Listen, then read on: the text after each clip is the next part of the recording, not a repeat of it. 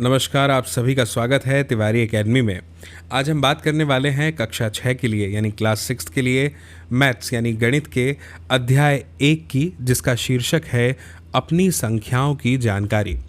और जैसा कि आपको जानकारी में है कि ये जो है प्रश्नावली 1.2 है और इसका प्रश्न क्रमांक 1 आपको स्क्रीन पर दिखाई दे रहा है, तो हम इसे हल करने जा रहे हैं। पहले मैं प्रश्न पढ़ देता हूँ आपके सामने।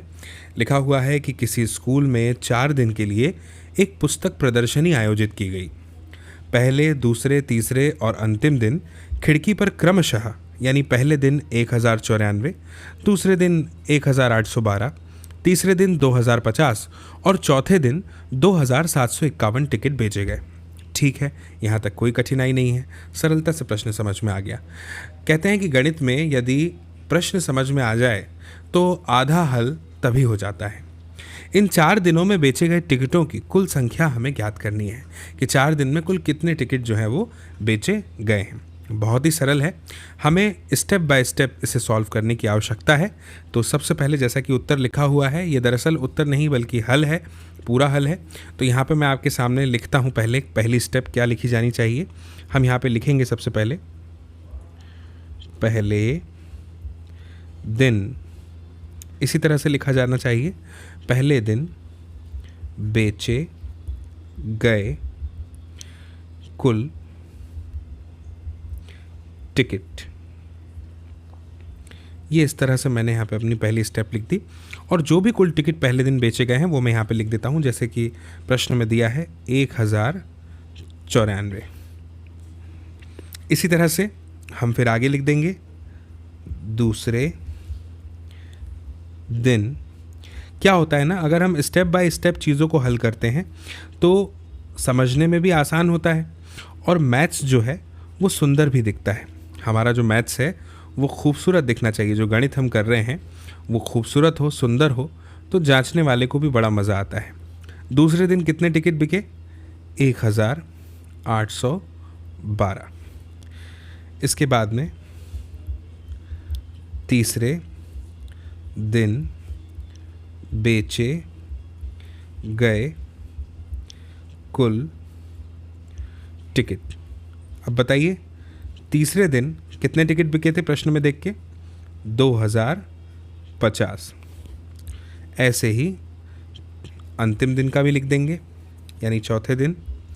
इसको मैं अंतिम रूप में लिख दूंगा कि अंतिम दिन बेचे गए। क्या होता है, पाठ्यपुस्तिका में जो उदाहरण दिए होते हैं वो भी इसीलिए दिए होते हैं ताकि हम ये समझ पाएँ कि हमें जो है वो स्टेप्स कैसे लिखनी है गणित को हल करते समय। अगर हमने स्टेप सही से लिखी है तो क्या होगा, गणित जो है बड़ी सरलता से हल हो जाता है और अच्छा भी दिखता है। अब यहाँ पे हमें पूछा क्या गया था कि हमें क्या निकालना है? कुल टिकटों की संख्या। तो कुल टिकटों की संख्या निकालने के लिए चारों दिन जो टिकट बिके हैं उन्हें हमें सबसे पहले जोड़ लेना होगा। तो चलिए जोड़ते हैं।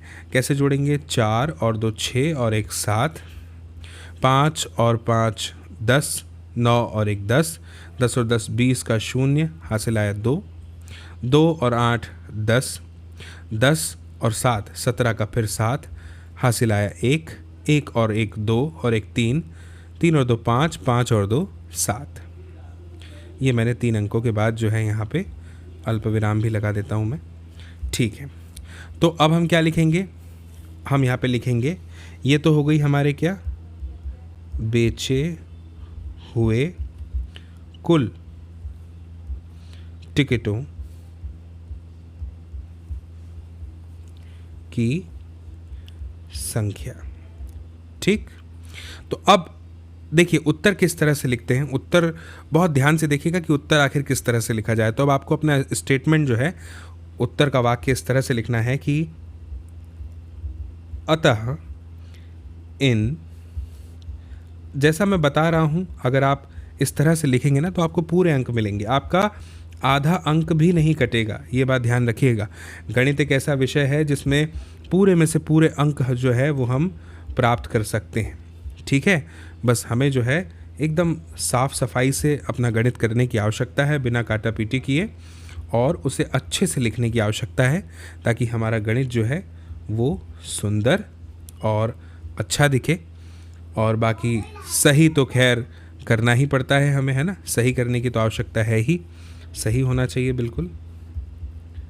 ये देखिए, इस तरह से अगर आप लिखेंगे तो ये जो है आपको पूरे अंक यहाँ पे मिल जाएंगे। अतः इन चारों दिनों में बेचे गए टिकटों की कुल संख्या 7,707 है। तो ये था प्रश्नावली 1.2 का पहला प्रश्न। अब हम आगे बढ़ते हैं और आगे बढ़ते हुए बात करते हैं दूसरे प्रश्न की। तो देखिए दूसरा प्रश्न क्या है। शेखर, यहाँ पे लिखा हुआ है शेखर एक प्रसिद्ध क्रिकेट खिलाड़ी है, ठीक है, और वह टेस्ट मैचों में अब तक 6,980 रन बना चुका है। यानी जितने भी टेस्ट मैच हुए हैं उसमें उसने अभी तक कितने रन बना लिए? 6,980। वह 10,000 रन पूरे करना चाहता है, उसे कितने और रनों की आवश्यकता है? बहुत ही सरल प्रश्न है, बहुत ही सरल प्रश्न है कि उसने 6,980 रन तो बना लिए हैं, अब और कितने रन वो और बना लेगा तो उसके कितने रन पूरे हो जाएंगे? 10,000। इसे भी हम बिल्कुल सरलता से स्टेप बाय स्टेप करेंगे, बिल्कुल।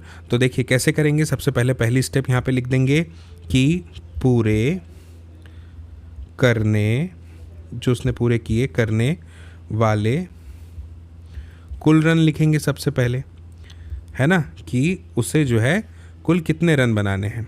ये लिख दिया मैंने 10,000। इसके बाद में अब तक बनाए रन, अब तक उसने कितने बनाए? अब तक बनाए रन कितने बनाए उसने? प्रश्न में लिखा है 6,980। ये मैंने लिख दिया। माइनस कर देंगे हम तो क्या प्राप्त हो जाएगा? इसलिए रनों की आवश्यकता, है ना, कि अब उसे कितने रनों की आवश्यकता है ये हमें पता चल जाएगा। ठीक है, तो अभी पता करते हैं। माइनस कर दें हम, शून्य में से शून्य गया, शून्य बचेगा, शून्य से 8 तो जाएगा नहीं तो वो 10 हो जाएगा, फिर ये 2 बचेगा, फिर 9 में से 9 गया, फिर शून्य बचेगा, और 9 में से 6 चला जाएगा तो बचेगा कितना? 3। तो ये जो है हमारी संख्या हमें प्राप्त हो गई। तो आंसर स्टेटमेंट, उत्तर कैसे लिखेंगे कि अतः उसे, बिल्कुल ऐसे ही लिखिएगा आप इस तरह से, 3,020 और रनों की आवश्यकता और है। इस तरह से आवश्यकता है, ये हमारा उत्तर हो गया। इस तरह से अगर आप लिखेंगे तो पूरे अंक आपको प्राप्त हो जाएंगे। मुझे उम्मीद है कि आपको दूसरा प्रश्न भी समझ में आ गया। इस तरह का अगर कोई भी प्रश्न आपको आता है, परीक्षा में पूछा जाता है, तो आपको उसे इसी तरह से हल करना है। इसके बाद में आगे बढ़ते हैं और आगे बढ़ते हुए बात करते हैं तीसरे प्रश्न की। अब देखिए तीसरा प्रश्न क्या है, थोड़ा ध्यान से समझिएगा। बहुत आसान है, ये भी पहले की ही तरह। लिखा है कि एक चुनाव में सफल प्रत्याशी ने 5,77,500 मत प्राप्त किए, यानी वोट्स इतने उसको मिले, जबकि उसके निकटतम प्रतिद्वंदी ने, जो उसका सबसे पास का कॉम्पिटिटर है, 3,48,700 मत यानी वोट प्राप्त किए। सफल प्रत्याशी ने चुनाव कितने मतों से जीता? तो हमें कुल मिला के ये बताना है कि एक व्यक्ति है जो चुनाव जीत गया है और उसको 5,77,500 वोट मिले हैं, और दूसरा जो है उसको मिले हैं कितने? 3,48,700। तो जो जीता है ना, वो कितने वोट से जीता है, कितने मतों से जीता है, ये हमें बताना है। तो क्या करेंगे, सबसे पहले जो जानकारी है उसको लिख लेते हैं, है ना। तो सबसे पहले क्या जानकारी है हमारे पास में, जो हमें दी हुई है कि सफल प्रत्याशी द्वारा प्राप्त किए गए मत। तो इसको इस तरह से लिख देंगे, सफल प्रत्याशी द्वारा, मेरे साथ ही हल कर सकते हैं आप, प्राप्त किए गए मत, ये लिख दिया। तो कितने हैं लिखिएगा, 5,77,000 और 500, 3 अंकों के बाद अल्पविराम, फिर 2 अंकों के बाद लिख दिया। इसके बाद में लिखना है क्या, अगले स्टेप में क्या लिखेंगे बताइए आप? बिल्कुल सही, निकटतम प्रत्याशी या प्रतिद्वंदी लिखिए इसको, जैसा कि प्रश्न में दिया हुआ है, निकटतम प्रतिद्वंदी द्वारा प्राप्त किए गए मत। कितने मत प्राप्त किए इसने? 3,48,700, यही दिया है हमारे प्रश्न में, है ना। अब हमें जानकारी क्या निकालनी है? मतों का अंतर, है ना। मतों का अंतर ही प्राप्त करना है हमें। कितने मतों से जीता जो सफल प्रत्याशी है, वो कितने मतों से जीता, ये अगर हमें बताना है तो हमें उसके लिए मतों का अंतर ही प्राप्त करना होगा। तो इसके लिए हमें इसको घटाने की आवश्यकता है ना, यानी माइनस करेंगे। तो 0 में से 0 गया, 0 बचा, फिर 0 आएगा, फिर 15 में से 7 गए तो 8 बचेगा, फिर उसके बाद में 16 में से 8 गए तो 8, 6 में से 4 गए तो 2 और 5 में से 3 गए तो 2। तो ये आ गया हमारा उत्तर। तो आपको अंत में जो है यहाँ पे लिखने की ज़रूरत है। अंतिम जो स्टेप है वो कैसे लिखेंगे आप इसकी, कि अतः सफल प्रत्याशी ने, ऐसे ही लिखना पड़ेगा आपको, चुनाव 2,28,800 मतों से जीता। इस तरह से ये हो गया आपका उत्तर। स्पष्ट है? इसके बाद में अब जो है अगले प्रश्न की ओर बढ़ते हैं। अगला प्रश्न क्या है, इसको भी मैं पढ़ता हूँ ध्यान से। प्रश्न क्रमांक 4 है। देखिए हमारे सामने लिखा हुआ है क्या, अब ये प्रश्न को थोड़ा ध्यान से समझिएगा, ठीक है ना। थोड़ा सा इसमें ट्विस्ट है। लिखा है कि कीर्ति बुक स्टोर ने जून में प्रथम सप्ताह में, यानी जून महीने का जो पहला हफ्ता था, उसमें 2,85,891 रुपये मूल्य की पुस्तकें बेची, एक महीने के पहले हफ्ते में, ठीक है, जून के। फिर इसी माह का जो दूसरा हफ्ता था यानी जून का, उसमें 4,768 रुपये के मूल्य की पुस्तकें बेची गई, ठीक। तो हमें ये बताना है सबसे पहले कि दोनों सप्ताहों में कुल मिलाकर कितनी बिक्री हुई। बहुत ही सरल है, जोड़ देंगे दोनों को, है ना। फिर पूछ रहा है कि किस सप्ताह में बिक्री अधिक हुई और कितनी अधिक हुई। तो ठीक है, कौन से सप्ताह में बिक्री अधिक हुई, कितनी हुई, ये भी निकालेंगे। पहले प्रश्न का पहला हिस्सा हल करना चाहिए हमेशा। पहला हिस्सा क्या है कि दोनों सप्ताहों में कुल मिलाकर कितनी बिक्री हुई। तो इसको कैसे हल करेंगे? इसको हल करने का सरल उपाय क्या है? सबसे पहले आपके सामने जो है यहाँ पे मैं स्टेप लिख देता हूँ। क्या स्टेप है हमारी यहाँ पे? क्या लिखेंगे हम सबसे पहले कि प्रथम सप्ताह में बेची, इसी तरह से स्टेप लिखी जाएगी, है ना, गई कुल पुस्तकों का मूल्य, समझ लीजिए, है ना, का मूल्य कितना है? 2,85,891, ठीक। इसके बाद में दूसरे सप्ताह में बेची गई कुल पुस्तकों का मूल्य कितना है? 4,768। स्पष्ट है? अब क्या करना है? अब हमें कुल कितनी पुस्तकें बेची ये बताना है ना, कुल मिलाकर कितने की बिक्री हुई ये बताना है, ठीक है। तो यहाँ पे हम लिख देंगे कुल बिक्री, इसी तरह से लिखेंगे कुल होने वाली बिक्री या कुल बिक्री। तो इसके लिए हमें इसे ऐड कर देना है, यानी जोड़ देना है। तो जोड़ देते हैं, 8 और 1 9, 9 और 6 15 का 5, हासिल आया 1, 8 और 7 15, और फिर एक 16 का 6, हासिल आया 1, 5 और 1 6, 8, 4 और 2 6। तो हमारा उत्तर कितना आ गया? 6,86,659, ये कुल बिक्री हो गई। तो पहले प्रश्न का उत्तर तो ये हो गया। अब इसके बाद में देखिए, इसका जो दूसरा हिस्सा है उसको थोड़ा ध्यान से समझिएगा आप, यही मैं आपको समझाना चाह रहा हूँ, आपके सामने लिखता हूँ तो आप स्पष्ट रूप से इसको समझ जाएंगे कि क्या लिखना है हमें यहाँ पे। क्योंकि क्या लिखेंगे? क्योंकि इस तरह से लिखेंगे, 4,768 जो है वो बड़ा है किससे? 2,85,891 91 से, है ना। तो अतः हमें क्या करना पड़ेगा बताइए आप। अतः दूसरे सप्ताह में बेची गई, है ना, ध्यान से समझिएगा, बेची गई जो पुस्तकें हैं, बेची गई पुस्तकें पहले सप्ताह से अधिक हैं। बिल्कुल बात सही है ना। यही लिख रहा हूँ मैं आपके सामने।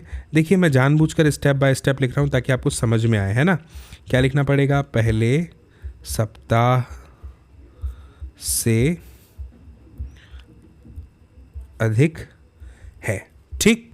तो अब क्या करना होगा सरल भाषा में, देखिए क्या लिखना पड़ेगा, दूसरे सप्ताह में हुई बिक्री, जो मतलब बेची गई पुस्तक है उसकी बात कर रहा हूँ, कितनी, 4,768। और इसके बाद में पहले सप्ताह में हुई बिक्री, ठीक, पहले सप्ताह में हुई बिक्री कितनी हो गई, 2,85,891। अब कुल निकालने के लिए दोनों में अंतर कितना है ये अगर हमें पता करना है, प्रश्न में यही लिखा था कि दोनों का अंतर बताइए, तो हमें इसे घटा देना होगा, सरलता से प्राप्त हो जाएगा। तो क्या करेंगे, 8 में से 1 गया 7 बचा, फिर 6 में से तो 9 जाएगा नहीं, तो एक हासिल का ले लेंगे, तो ये हो जाएगा 16, 16 में से 9 गया तो फिर 7 बचेगा, फिर इसके बाद में ये 7 था तो ये 16 हो जाएगा, फिर 16 में से 8 गया तो 8 बचेगा, फिर ये 9 हो जाएगा, 9 में से 5 गया तो 4 बचेगा, इसके बाद में फिर ये 9 हो जाएगा, इसमें से 8 गया तो 1 बचेगा, और 3 में से 2 गया तो 1 बचेगा। तो यानी जो कुल अंतर है वो कुछ इस प्रकार से आ जाएगा, 1,14,877। तो आपको अंत में बस इतना ही लिखना है कि अतः दूसरे सप्ताह में 1,14,877 पुस्तकें जो है अधिक बेची गई। इस तरह से आप लिख देंगे, अधिक बेची गई। ये हो गया हमारा फाइनल उत्तर। स्पष्ट है। इसके बाद में अब आगे बढ़ते हैं। आगे बढ़ते हुए बात करते हैं कौन से प्रश्न की, 5वें प्रश्न की। ठीक है, क्या है 5वां प्रश्न हमारे सामने, ध्यान से देखिए। ये है 5वां प्रश्न, लिखा हुआ है अंकों 6, 2, 7, 4 और 3 में से प्रत्येक का केवल एक बार प्रयोग करते हुए बनाई जा सकने वाली सबसे बड़ी और सबसे छोटी संख्याओं का अंतर ज्ञात कीजिए। तो देखिए सबसे पहले तो हमें क्या करना होगा, संख्या बना लेनी चाहिए, है ना, बड़ी भी और छोटी भी। तो देखिए यहाँ पे इसको स्टेप से कैसे लिखेंगे आप, इस तरह से लिखिएगा, मैं आपको लिख के बता रहा हूँ, ध्यान दीजिएगा कि अंकों 6, 2, 7, 4 और 3, है ना, से बनी बड़ी संख्या या सबसे बड़ी संख्या क्या हो जाएगी बताइए मुझे। यही होगी, मैं लिख रहा हूँ, देख के बताइएगा। सबसे पहले सबसे बड़ा अंक लिखेंगे, एक ही बार प्रयोग करना है, फिर उससे छोटा, फिर सबसे उससे छोटा, फिर उससे छोटा, फिर सबसे छोटा। तो यही होगा 76,432। इसके बाद में इसी तरह से अंकों 6, 2, 7, 4 और 3 से बनी सबसे छोटी संख्या वो क्या हो जाएगी, इसी की विपरीत होगी, है ना। इस तरह से 23,467। अब हमें क्या निकालना है, प्रश्न में क्या पूछा गया है बताइए ज़रा, देख करके पढ़ के क्या लिखा हुआ है, दोनों संख्याओं का अंतर, है ना, दोनों संख्याओं का अंतर ही बताना है हमें। तो क्या करेंगे, इसको घटा देंगे, पहले में से बड़ी में से छोटी को घटा देंगे, तभी तो अंतर निकलेगा। अंतर का मतलब क्या होता है ना, यही ना। तो देखिए सबसे पहले ऊपर 2 है, यानी 12 हो गया, वो 2 से, है ना, हासिल ले लिया, 2 से तो 7 जाएगा नहीं, घटेगा नहीं, तो 12 में से 7 गया, कितना बचेगा, 5 बचेगा। फिर ये 3 का जो है 2 का हो जाएगा 12, और ये जो 3 है इसका कितना हो जाएगा, ये भी 12 हो जाएगा। फिर 12 में से 6 गया तो फिर 6 बचेगा। फिर ये 4 का ये हो जाएगा 13, 13 में से 4 चला जाएगा तो कितना बचेगा, 9 बचेगा, है ना। 9 और 4 13 होते हैं। फिर 3 अंकों के बाद कॉमा लगा देंगे। 6 का 5 हो जाएगा, 5 में से 3 गया तो 2 बचेगा, और 7 में से 2 गया तो 5 बचेगा, यानी 52,965, है ना। तो अंत में आप बस इस स्टेप में इतना लिख दीजिएगा कि अतः, लिखिएगा अतः दोनों संख्याओं, यही लिखेंगे ना, दोनों संख्याओं का अंतर 52,965 है। बहुत सरल है, कितना आसान है, समझ में आया? ठीक है, इसके बाद में आगे बढ़ते हैं और बात करते हैं प्रश्न क्रमांक 6 की। क्या है प्रश्न क्रमांक 6? देखिए बहुत सरल है। एक मशीन औसतन एक दिन में 2825 पेंच बनाती है। एक मशीन है पेंच बनाने की, तो एक दिन में वो एवरेज कितना बना रही है, 2825 पेंच। तो जनवरी 2006 में उस मशीन ने कितने पेंच बनाए? ठीक, यानी एक महीने की बात हो रही है, जनवरी 2006। जनवरी एक महीना है पूरा पूरा।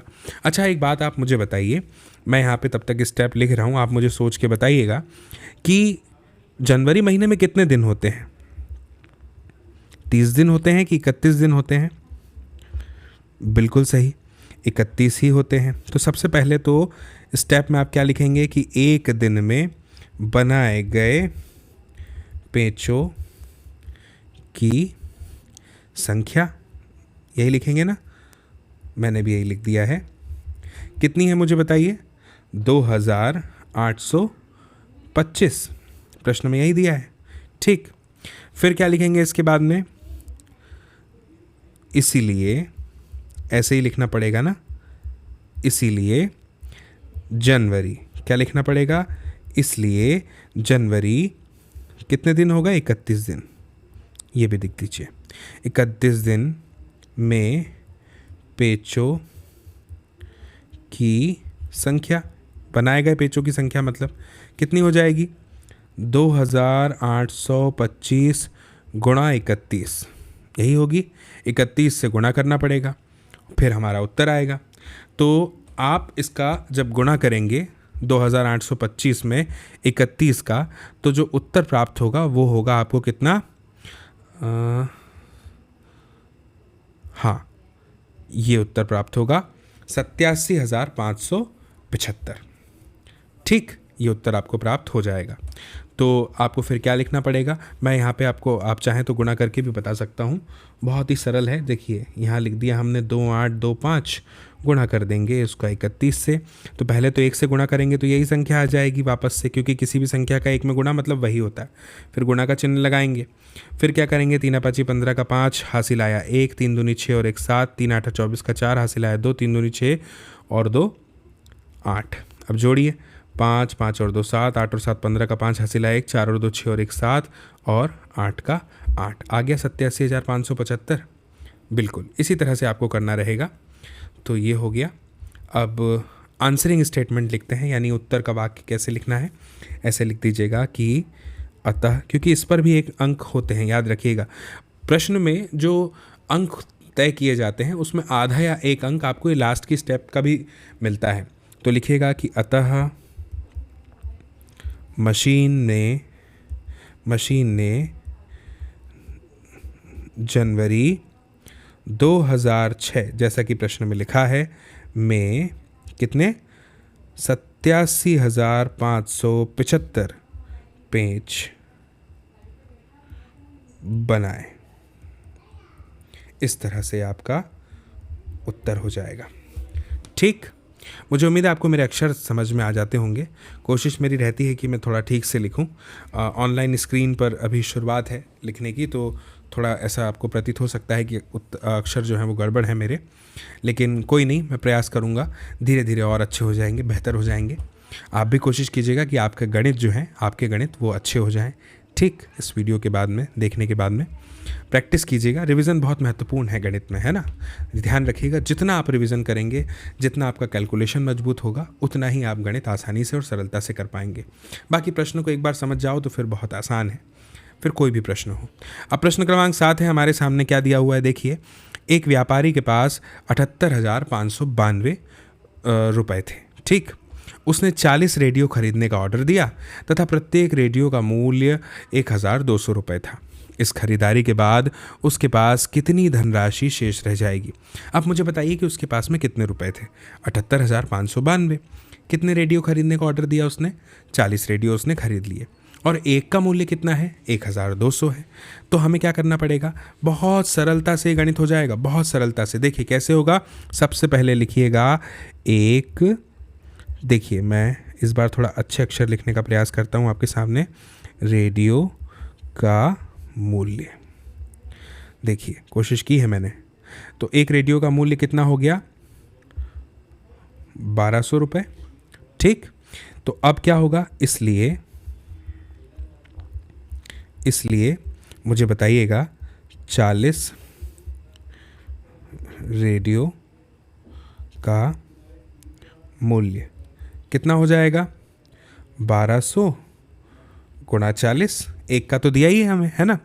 तो 12 का पहाड़ा पढ़िए, 12 एकम 12, 12 दूनी 24, 12 तिया 36 और 12 चौक 48, यानी ये हो जाएगा 48 लिख दिया हमने। और देखिए 2 ये जीरो है, एक ये जीरो है, तो 3 जीरो आ जाएंगे।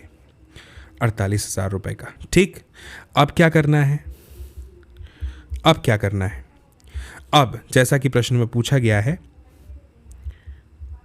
व्यापारी के पास कुल धनराशि, व्यापारी के पास कुल धनराशि कितनी है? बताइए मुझे कितनी है? 78,592 है ना। और खर्च की गई धनराशि कितनी है ये भी बताइए ज़रा मुझे। खर्च की गई धन राशि जो उसने रेडियो खरीदने में खर्च की, कितना आया हमारा? 48,000 रुपये, है ना। ठीक है, 48,000 रुपये, ठीक। अब हमें क्या करना पड़ेगा? शेष धनराशि निकालनी है। तो हम लिखेंगे इसलिए शेष यानी बची हुई धनराशि अगर निकालनी हो तो आप बताइए क्या करना पड़ेगा? बिल्कुल सही, बहुत ही इंटेलिजेंट हैं आप, बहुत जल्दी समझ जाते हैं। हमें माइनस करना पड़ेगा यानी घटाना पड़ेगा। तो घटा दें, बिल्कुल। 2 में से 0 गया, 2 बचा। 9 में से 0 गया, 9 बचा। 5 में से 0 गया, 5 बचा। 8 में से 8 गया तो 0 बचा। और 7 में से 4 गया तो 3 बचा। ये आ गया 30,592। अब आप भी जानते हैं कि हमें क्या करना है। बिल्कुल सही, अंतिम स्टेप लिखनी है। तो कैसे लिखेंगे? अतः इस खरीदारी के बाद उसके पास कितने रुपए? 30,592 रुपए जो है वो शेष रह जाएंगे। ठीक है ना, सही कह रहा हूँ ना मैं? इतने ही रहेंगे, ठीक है। तो ये हो गया आपका उत्तर, ठीक। तो इस तरह से इस प्रश्न को हल करना था। तो ये हो गया हमारा 7वां प्रश्न। अब आते हैं हमारे 8वें प्रश्न पर। बहुत ही छोटा सा और बहुत ही प्यारा सा प्रश्न हमारे सामने है, प्रश्न क्रमांक 8। तो अभी देखते हैं क्या प्रश्न दिया हुआ है। प्रश्न क्रमांक 8 लिखा है, एक विद्यार्थी ने 7,236 को 56 के स्थान पर 65 से गुणा कर दिया। यानी उसको 56 से गुणा करना था, लेकिन उसने कितने से कर दिया? 65 से। और उसका उत्तर सही उत्तर से कितना अधिक था ये बताना है। तो भाई ठीक है, पहले हम काम करते हैं कि सही उत्तर निकाल लेते हैं, फिर जो गलत है वो उत्तर निकाल लेंगे और फिर दोनों का अंतर पता कर लेंगे। ठीक, तो सबसे पहले मैं यहाँ पे ऐसा लिख देता हूँ, 56 के स्थान पर कितने से गुणा किया? 65 से। तो सबसे पहले एक काम करता हूँ कि ये पूछा गया है कि उसका उत्तर सही उत्तर से कितना अधिक था।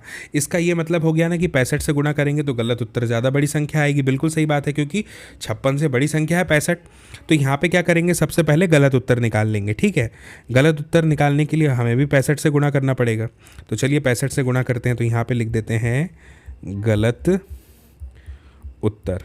ठीक, अब करें 65 से गुना। 7 2, 1 मिनट, 7 2 3 6 गुणा कर देते हैं 65 से।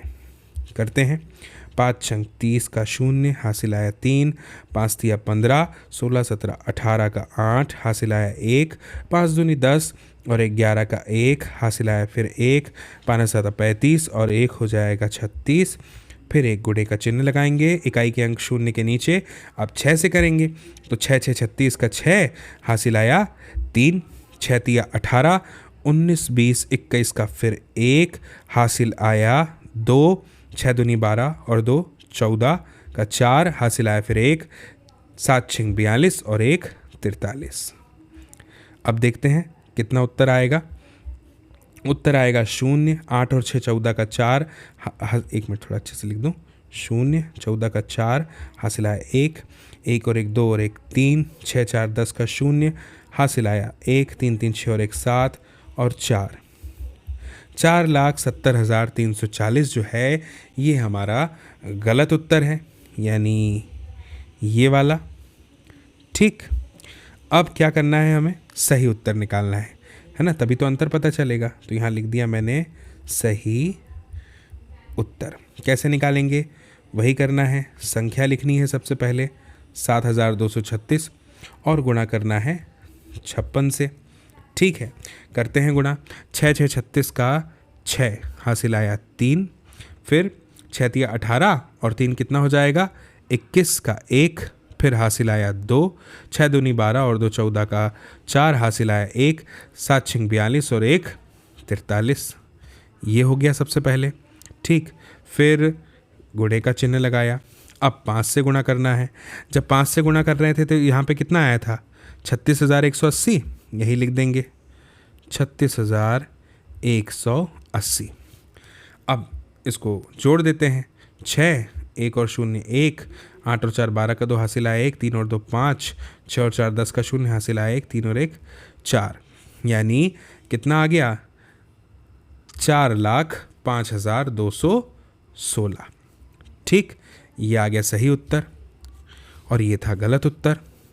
अब क्या करना है, ये जो सही उत्तर हमें मिला है इस सही उत्तर को गलत उत्तर से घटा देंगे तो अंतर प्राप्त हो जाएगा। तो यहाँ पे लिख देंगे इसलिए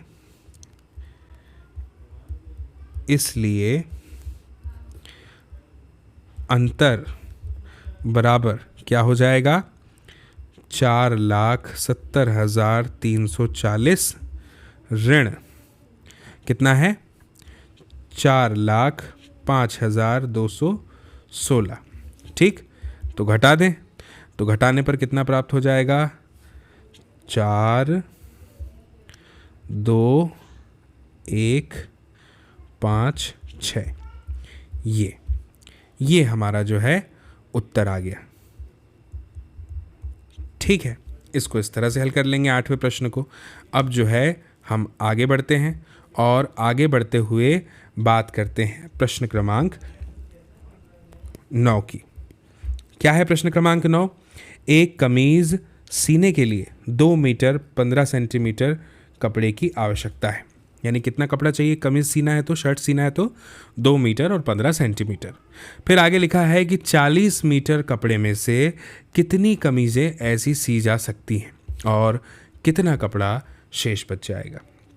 अगर हमें 40 कमीज़ें इस प्रकार से सिलनी है तो हमें ये बताना है कि कितना कपड़ा लगेगा और कितना बच जाएगा।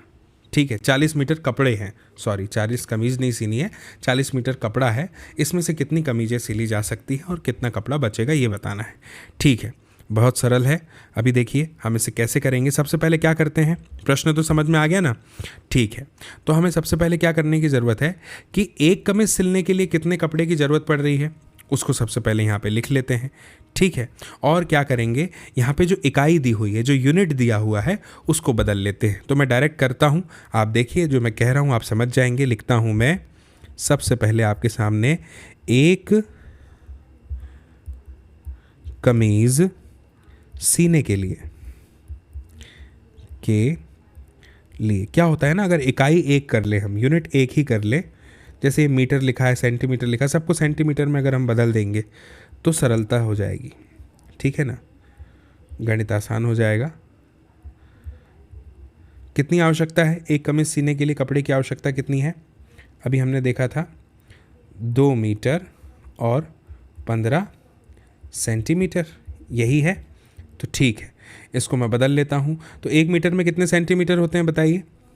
वेरी गुड, 100 होते हैं। तो इसको हम बदल लेंगे, 2 का गुणा कर देंगे 100 में, धन 15 कर देंगे, तो ये हो जाएगा हमारा 215 सेंटीमीटर। यानी एक कमीज सिलने के लिए 215 सेंटीमीटर कपड़े की आवश्यकता है। अब देखिए, जो कुल कपड़ा है ना, कपड़े की कुल लंबाई क्या है? कपड़े की कुल लंबाई बताइए मुझे। 40 मीटर है ना। तो 40 मीटर मतलब कितना हो गया? 40 गुणा 100 कर लेंगे। इसे भी तो सेंटीमीटर में बदलना पड़ेगा ना, क्योंकि एक ही प्रश्न का हिस्सा है ये भी। तो एक साथ करेंगे तो ये कितना हो जाएगा? 4000, 3 शून्य हो गए, 4000 सेंटीमीटर। अब क्या करना है हमें? ये बताना है कि कितनी कमीज़ें सिली जा सकती है। तो अब आप ही मुझे बताइए हमें क्या करना पड़ेगा। जितना कपड़ा एक कमीज़ सिलने के लिए लग रहा है उससे ये जो कुल कपड़ा है इसमें भाग दे देंगे, है ना। भाग देने से जो हमारा सवाल है वो हल हो जाएगा। तो कमीज़ों की संख्या बराबर से कर लेते हैं, 1 मिनट, थोड़ा सा स्क्रीन, हाँ, कमीज़ों की संख्या बराबर से क्या करते हैं? भाग देते हैं। किस में? 4000 में। किसका भाग देंगे? 215 का दे दें, ठीक है। अच्छा, अब 200 का पहाड़ा पड़िए, 215 का। 215 एकम 215, 215 दूनी 430, है ना। 15 दूनी 30 हो जाएगा, 200 दूना 400, 430 हो जाएगा। तो गड़बड़ हो जाएगी। तो एक काम करते हैं, एक बार में देते हैं पहले। 215 एकम 215। अब घटा दें, 400 में से 215 घटा देते हैं तो कितना बच जाएगा? 185, यही बचेगा। फिर ये वाला शून्य उतार लेंगे तो कितना हो गया? 1850। चलिए, अब 200 का पहाड़ा पढ़िए। अच्छा मुझे बताइए, 2 का पहाड़ा कितनी बार पढ़ेंगे तो 18 आ जाएगा? यहाँ पे 18 लिखा है ना, पढ़ के देखें। 2 8 16 और 2 9 18, तो 9 बार पढ़ेंगे तो 18 आ जाएगा। लेकिन ध्यान रखिए कि 2 के साथ 15 भी जुड़ा है, 215 है। तो हम 8 बार पढ़ के देखते हैं। तो देखते हैं रफ साइड में थोड़ा सा, 215 गुणा 8 करके देखते हैं। 8 पाना 40 का शून्य, हासिल आया 4, 8 एकम 8 और 4 12 का 2, हासिल आया 1, 8 दूनी 16 और 1 17, 1720 आ गया, ठीक है। तो ये बिल्कुल सही संख्या हमें प्राप्त हो गई है। तो हम जो है 8 बार यहाँ पे भाग देंगे तो आ जाएगा 1720। और जब ये 1720 आ जाएगा तो इसको जो है हम घटा देंगे 1850 में से, तो कितना बचेगा हमारे पास में? 130, है ना। ठीक है, तो 130 का मतलब क्या है? 1 मीटर और 30 सेंटीमीटर, ठीक है। तो अब उत्तर क्या लिख देंगे हम यहाँ पे? उत्तर ये लिख देंगे कि अतः 40 मीटर कपड़े में 18 कमीज़ें जो है, ये 18 आया हमारा उत्तर, सिली जा सकती हैं, है ना, सी जा सकती हैं। आप पूरा लिख दीजिएगा, यहाँ पे जगह थोड़ा सा मैं इसको मिटा दूंगा तो फिर वो हट जाएगा, है ना। सी जा सकती हैं। और इसके बाद में लिखिएगा कि 130 सेंटीमीटर यानी 1 मीटर 30 सेंटीमीटर कपड़ा जो है वो शेष बच जाएगा इस तरह से, और ये हो जाएगा हमारा पूरा उत्तर, ठीक। अब हम आगे बढ़ते हैं और बात करते हैं प्रश्न क्रमांक 10 की, ठीक है, कि क्या है प्रश्न क्रमांक 10। तो देखिए, देखते हैं प्रश्न क्रमांक 10 क्या है। हमारे सामने लिखा हुआ है कि दवाइयों को बक्सों में भरा गया है और ऐसे प्रत्येक बक्से का भार 4 किलोग्राम 500 ग्राम है, यानी 4.5 किलो के आसपास है। दवाइयों को बक्सों में भर दिया और हर एक बक्से का भार हमें बता दिया है कि 4.5 किलो है, यानी 4 किलो 500 ग्राम है। तो अब हमें यह बताना है कि एक वैन में जो 800 किलोग्राम से अधिक का भार नहीं ले जा सकती, वैन में कुल कितना वजन आ सकता है? 800 किलोग्राम, ठीक। तो हमें बताना है कि ऐसे कितने बक्से लादे जा सकते हैं जो 4.5 किलो के आसपास के हैं, यानी 4 किलो 500 ग्राम के। तो इसको हम कैसे हल करेंगे? बहुत सरल है। देखिए, मैं आपको बताता हूँ। सबसे पहले तो यहाँ पे लिख दीजिए क्या, एक बक्से का भार। बताइए कितना है, 4 किलोग्राम। किलोग्राम को केजी से लिख देता हूँ मैं, और 500 ग्राम, इस तरह से। ठीक, तो ये कुल कितना हो जाएगा यहाँ पे, इसको हम एक ही यूनिट में बदल लें, यानी ग्राम में ही बदल देते हैं। तो 4 किलो है तो 4 का गुना 1000 से कर देंगे, प्लस कर देंगे 500, तो ये कुल मिलाकर के हो जाएगा 4500 ग्राम। ठीक, ये हो गया। फिर वैन में लिख दीजिए, वैन में, जो वैन में लेके जा रहे हैं, वैन में लाद के ले जाएंगे, कहा है ना, लादा जाने वाला अधिकतम भार, यानी अधिकतम उसमें कितना भार जो है वो सहन कर सकती है वो वैन। कितना लिखा है, 800 किलोग्राम, तो इसको भी ग्राम में बदल देंगे, इसका भी गुना, 1 किलो में कितने ग्राम होते हैं, 1000 से कर देंगे, तो ये भी हो जाएगा कितना, 800 तो पहले से था, 2 जीरो और 3 और लग जाएंगे 1000 के, तो ये हो जाएगा कितना, 8 लाख ग्राम। अब ये हो गया, हमने यहाँ तक तो बहुत हद तक सरल कर लिया हमारा उत्तर। ठीक है, हल। अब क्या करना है, वही जो इसके पहले प्रश्न में किया था कि भाई हमें कुल दिया हुआ है भार, और ये दिया हुआ है कि एक बक्से का कितना है। अब हमें निकालना है कि कितने बक्से आएंगे, तो कितने बक्से आ जाएंगे इसके लिए क्या करना पड़ेगा, भाग ही देना पड़ेगा, तभी निकलेगा। तो चलिए अभी भाग दे देते हैं, बहुत ही सरल है। कैसे भाग देंगे, लिखेंगे 8 लाख इस तरह से, और उसमें भाग दे देंगे किसका, 4500 का। है ना सरल, बहुत सरल है। तो सबसे पहले क्या करेंगे, वही जो करना था हमें, क्या करेंगे, 1 से भाग देंगे, क्योंकि आप जानते हैं 4 दूनी 8 होता है, लेकिन 45 है ना, तो 4500 है तो 1 से ही देना पड़ेगा, तो ये आ जाएगा 4500। यहाँ पे माइनस करेंगे तो कितना बचेगा बताइए, 35, है ना, फिर ये 1 जीरो उतार लेंगे, हो गया 35,000। अब भाग देंगे, तो बताइए 45 की बात करते हैं, किससे गुणा करके देखें, तो आप गुणा करिएगा, मैंने करके देखा है 7 से। ठीक है, जब आप 4500 का गुणा 7 से करेंगे, ठीक है, तो 7 से करने पर जो उत्तर है वो आ जाएगा आपका 31,500, इस तरह से। ठीक, फिर आप इसको घटाइए, अब कितना आता है देखिए, तो इसको घटाने के बाद में आपका फिर से जो उत्तर है वो आ जाएगा कितना, 35,000, है ना, मतलब 3500 बचेगा, और ये एक शून्य और उतार देंगे आप, तो ये हो जाएगा 35,000। ठीक, फिर आप 7 से दीजिएगा, फिर उतना ही आएगा 31,500, फिर बचेगा 3500। तो आप ये लिख सकते हैं उत्तर में, ये देखिए 177 आ गया हमारा उत्तर। तो आप लिखिएगा कि अतः वैन में, इस तरह से लिखिएगा, 177 बक्से जो हैं का आधा है ना, बक्से लादे जा सकते हैं, इस तरह से ये आपका उत्तर हो जाएगा।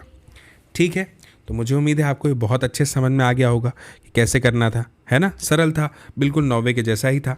इसके बाद में अब हम बात करेंगे प्रश्न क्रमांक 11 की। क्या दिया है प्रश्न क्रमांक 11, एक स्कूल और किसी विद्यार्थी के घर के बीच की दूरी 1 किलोमीटर 875 मीटर है। मान लीजिए कोई एक विद्यार्थी है और उसका जो स्कूल है उससे जो डिस्टेंस है, जो दूरी है, वो 1 किलोमीटर 875 मीटर है। अब आगे लिखा है कि प्रत्येक दिन यह दूरी 2 बार तय की जाती है, यानी वो विद्यार्थी एक बार स्कूल जाता होगा और एक बार लौटता होगा। तो हमें बताना है कि 6 दिन में उस विद्यार्थी द्वारा तय की गई कुल दूरी कितनी है। ठीक है, सवाल तो बहुत अच्छे से समझ में आ गया है, हल और भी ज़्यादा आसान है इसका, बहुत ही सरलता से हो जाएगा। हमें बस जो दिया है उसको लिखना है, और आधी से ज़्यादा मुश्किल हमारी वहीं हल हो गई। फिर थोड़ा सा कैलकुलेशन करेंगे और उत्तर आ जाएगा। देखिए सबसे पहले क्या लिख लेते हैं, सबसे पहले लिख लेते हैं हम स्कूल और विद्यार्थी के, स्कूल और विद्यार्थी के घर के बीच की दूरी। ठीक, ये लिख दी हमने, कितनी है, 1875 किलोमीटर, है ना, 1875 मीटर लिखेंगे इसको। ठीक है, 1875 मीटर। हमने इसको बदल दिया है ना, किलोमीटर से इसको मीटर में बदल दिया। या एक काम करते हैं, मैं इसको किलोमीटर ही लिख देता हूँ बिंदु लगा के। 1 मिनट रुकिए। 1 किलोमीटर 875 मीटर। ठीक, अब तो स्पष्ट रूप से समझ में आ रहा है ये, है ना। तो ये हो जाएगा अब किलोमीटर। इसके बाद में क्या लिखें? विद्यार्थी के घर, विद्यार्थी के घर और स्कूल के बीच की दूरी जो है वो वापस से हम यहाँ पे लिख देंगे, क्योंकि कहा गया है कि प्रत्येक दिन ये दूरी 2 बार तय की जाती है। तो वापस से लिख देंगे तो कितनी आ जाएगी? उतनी ही, दूरी थोड़ी बढ़ जाएगी 2 बार तय करने से। ठीक, अब क्या होगा? कुल दूरी है ना, एक दिन में तय की गई कुल दूरी कितनी हो जाएगी? दोनों को जोड़ देंगे तो आ जाएगा 3.750। दशमलव के बाद की जो संख्याएं हैं उनको इसी तरह से पढ़ते हैं। तो ये आ गया 3.750 किलोमीटर, यानी 3 किलोमीटर 750 मीटर। ठीक है, ये हो गई हमारी एक दिन में तय की जाने वाली कुल दूरी। तो अब इसीलिए यहाँ पे लिखिएगा, इसलिए 6 दिनों में, कितने दिनों में? 6 दिनों में तय कुल दूरी कितनी आ जाएगी? कितनी आएगी?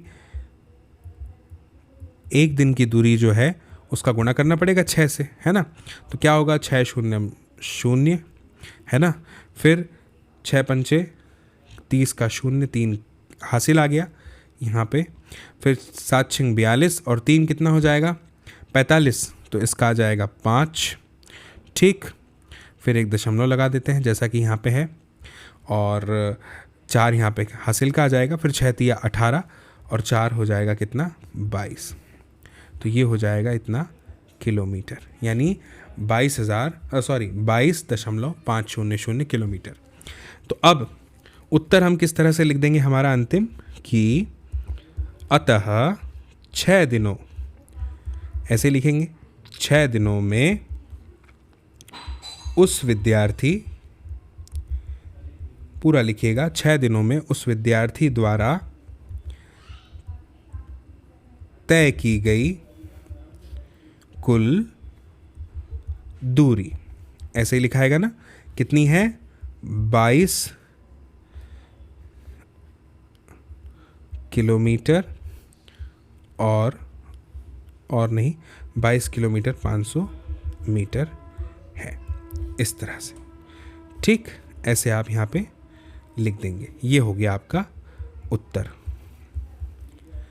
इसके बाद में जो अगला प्रश्न हमें दिया है वो है प्रश्न क्रमांक 12।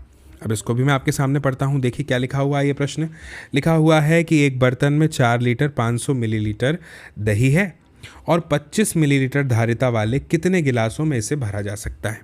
यानी एक गिलास में कितना आता है? 25 मिलीलीटर आता है। तो यहाँ पे भी बिल्कुल वही करना होगा जो हमने प्रश्न क्रमांक 10 में किया था। ठीक है, तो भाई अभी करके देख लेते हैं। सबसे पहले तो लीटर को मिलीलीटर में बदल देते हैं। तो क्या लिखेंगे हम यहाँ पे लिखेंगे, 1 मिनट, हाँ, क्या लिखेंगे यहाँ पे लिखेंगे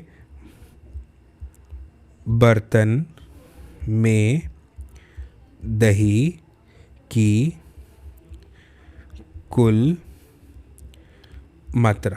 ठीक है, कुल मात्रा कितनी हो जाएगी जो हमें प्रश्न में दी है?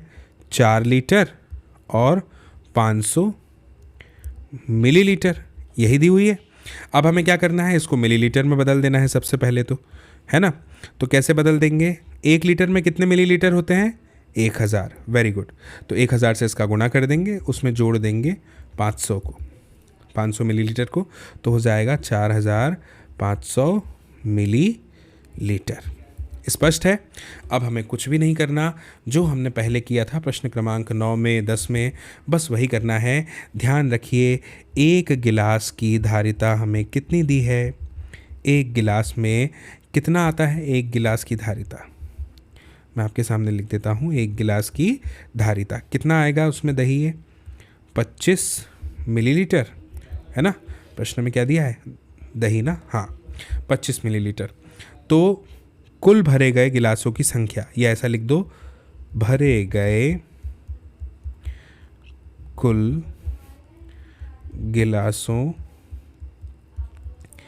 की संख्या बराबर, कैसे निकालोगे, 4500 में भाग दे दो 25 का, बड़ी सरलता से निकल जाएगी। तो कैसे निकालेंगे, फिर 25 से कम 25 करना पड़ेगा, क्योंकि 25 दूनी तो 50 हो जाएगा और यहाँ 45 ही है। तो 25 से कम 25 कर देंगे, तो 45 में से 25 चला गया तो बचा 20, फिर एक ज़ीरो उतारा, हो गया 200। आप जानते हैं कि 25 चौक कितना होता है, 100, तो 25 अट्ठे कितना हो जाएगा, 200। सरल गणित है एकदम। तो फिर क्या बचेगा, एक शून्य, फिर ये शून्य भी बच गया, तो ये यहाँ पे आ जाएगा, तो ये हो जाएगा 180। जो बचा हुआ शून्य है वो भागफल में भी लग जाएगा ना, ठीक है। तो अब 180 जो आ गया वो हमारा उत्तर हो गया। तो यहाँ पे क्या लिख देंगे कि अतः 25 मिलीलीटर धारिता वाले 180 गिलास, है ना, 180 गिलास जो हैं वो भरे जा सकते हैं। इस तरह से ये हल हो जाएगा, है ना, एकदम आसान, एकदम सरल। ठीक है, मुझे उम्मीद है कि आपको इस अध्याय 1 की ये जो प्रश्नावली है जो अभी हमने हल की, कौन सी प्रश्नावली है ये, 1.2, ये पूरी तरह से समझ में आई होगी, सारे गणित समझ में आए होंगे। अगर आपको वीडियो अच्छा लगा हो तो आप ज़रूर इस वीडियो को लाइक कीजिएगा और अपने सभी दोस्तों के साथ, मित्रों, सहपाठियों, परिजनों के साथ इसे शेयर कीजिएगा, ताकि वे लोग भी देख पाएँ इस वीडियो को और समझ पाएँ इस जानकारी को। बाकी मेरी फिर आपसे बहुत जल्द मुलाकात होगी अगले नए अध्याय के साथ, अगले नए वीडियो में। तब तक के लिए आप सभी को मेरा नमस्कार।